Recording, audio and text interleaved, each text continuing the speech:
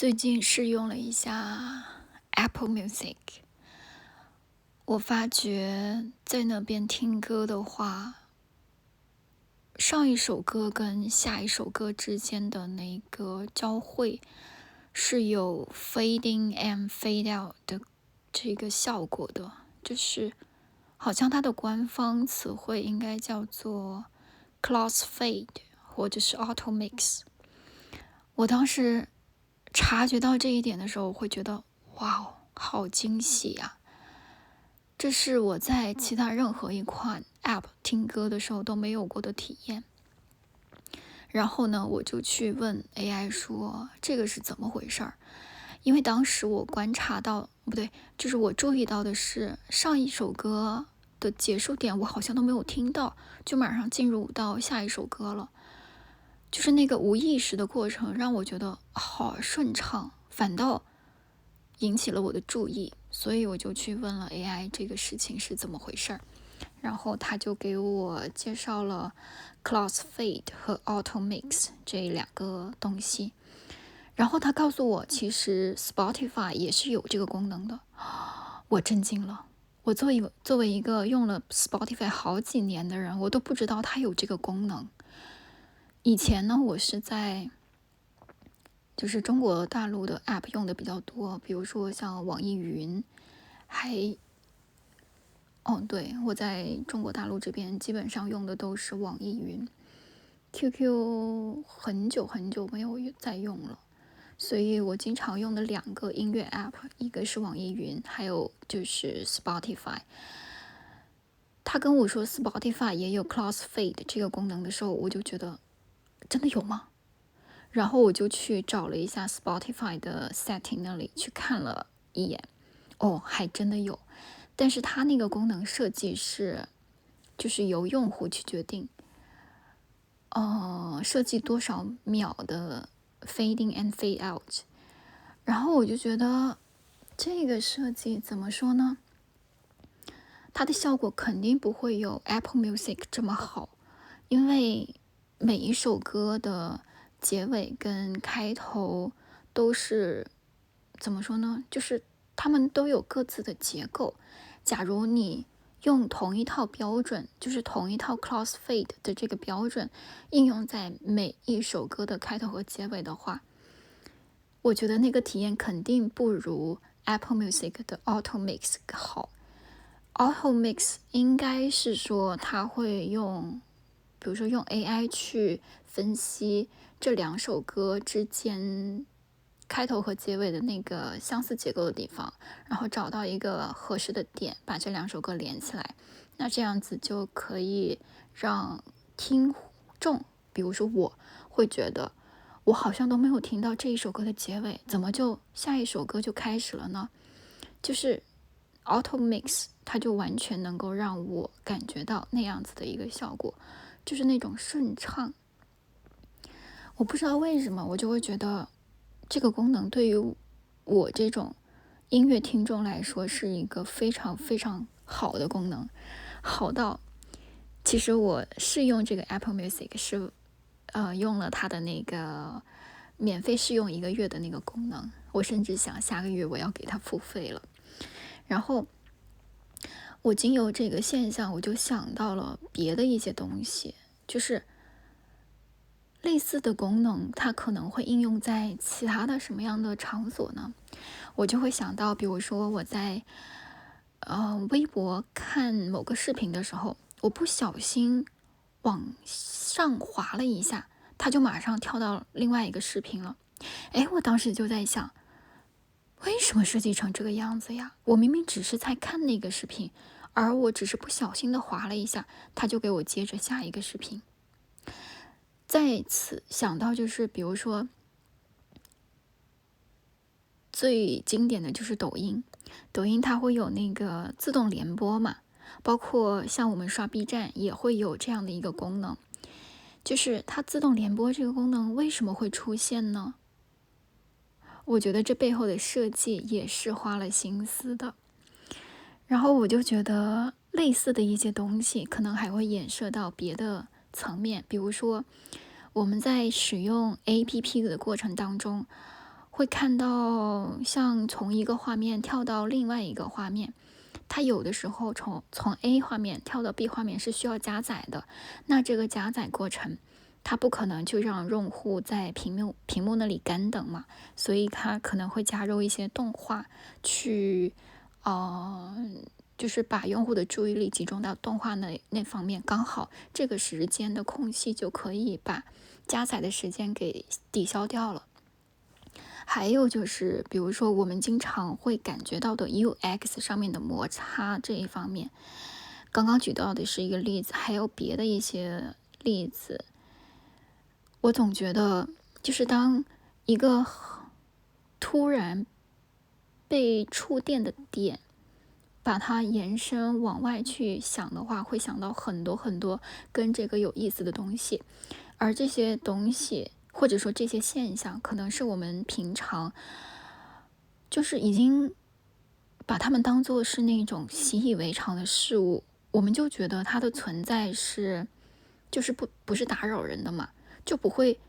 反过去想，哎，这个东西为什么是这个样子？我就觉得这种习以为常确实有点点意思，就是当我们把这个习以为常当成不习以为常的东西的时候，或者说去想这个东西背后的设计哲学或者设计原理的时候，就会觉得这个东西更加的有意思了。然后我就想到，我跟我小侄女相处的一些细节。我小侄女在很小的时候，其实跟我有很多的接触，然后我就会发现，她作为一个那时候年纪3、4岁、4、5岁、5、6岁吧，那个时候我跟她的接触是很频繁的。我每次带她出去玩的时候，她会看到一些在我看来是真的是很常见的事物或者很常见的话题，然后她就会问我：“姑姑，那个是什么？或者是那个是为什么？或者是那个是什么东西？”就是她会问我很多很多的问题。我当时就在想哈，因为我当时还在学校里面，做教育工作者嘛，再加上我带他的过程当中，我就会把他的那种状态跟我在学校里面遇到的那些学生的状态做对比。因为我在学校里面其实也是会带小学生跟初中生、高中生的，就是我3个，就 K12吧的年龄段的学生都带过，然后我就去对比了。很明显，小学段的学生，就是小学阶段的学生会比初中阶段的学生和高中阶段的学生多很多问题，或者说对这个世界多很多的好奇心。但是到了初中阶段，他们仿佛是处在一个十字路口的交叉，他们的好奇心或者说灵动性会比小学阶段的少，但是会比高中阶段的多。那高中阶段的这一批学生呢，可能就是活泼的也确实挺活泼，但是作为我一个成年人来说，我可能有时候会觉得他们的活泼用错了地方，但我也并不是觉得那样的活泼不好，对。然后其实更多见的状态是死气沉沉，尤其是到了高2、高3这个阶段，他们对很多东西都不那么好奇了。对于他们来说，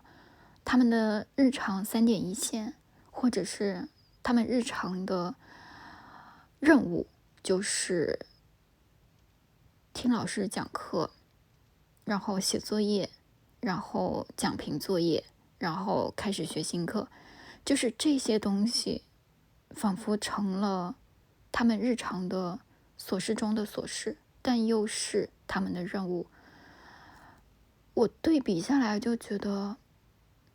为什么会是这个样子呢？就是我在想，到底是什么东西把他们的这个状态从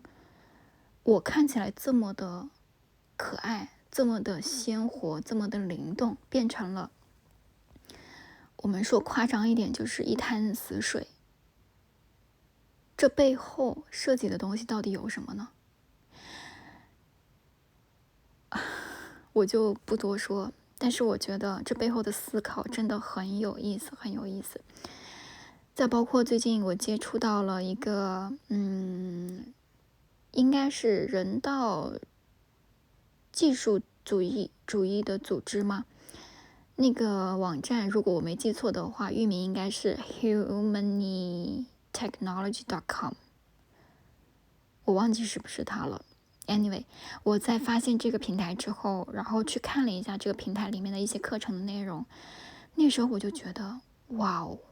原来还有人在做这样的事情。就是我们现在这个 AI 时代，其实怎么说呢？很多东西的走向或者说发生，可能都是被设计的。就像前阵子非常疯狂的 OpenClaw 现象，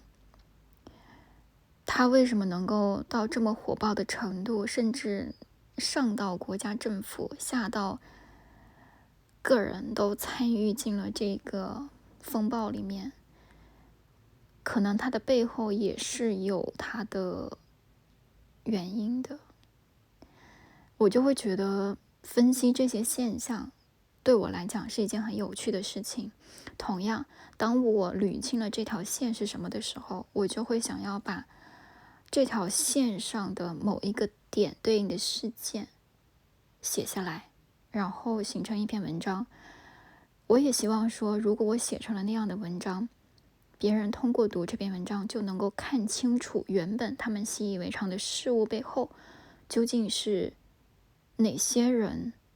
参与了设计这个东西，然后想让他们变成什么样，或者想要达到他的什么目的。其实有时候我觉得我们接触的某些东西是可以反过来利用它的，但是遇到一些你没有办法从个人层面去反过来利用它的时候，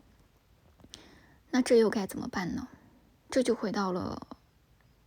现在 AI 发展这个问题。很多人都觉得 AI 的发展是不可逆的嘛，那么不可逆其实也意味着未来肯定会有一些东西是超出人类的控制的。那为了增加人类的控制程度，或者说为了迎接一个对人类更友好的未来，那些监管者们，或者是那些很关注 AI 安全相关话题的人们应该怎么做呢？这一切的一切真的都太有意思了。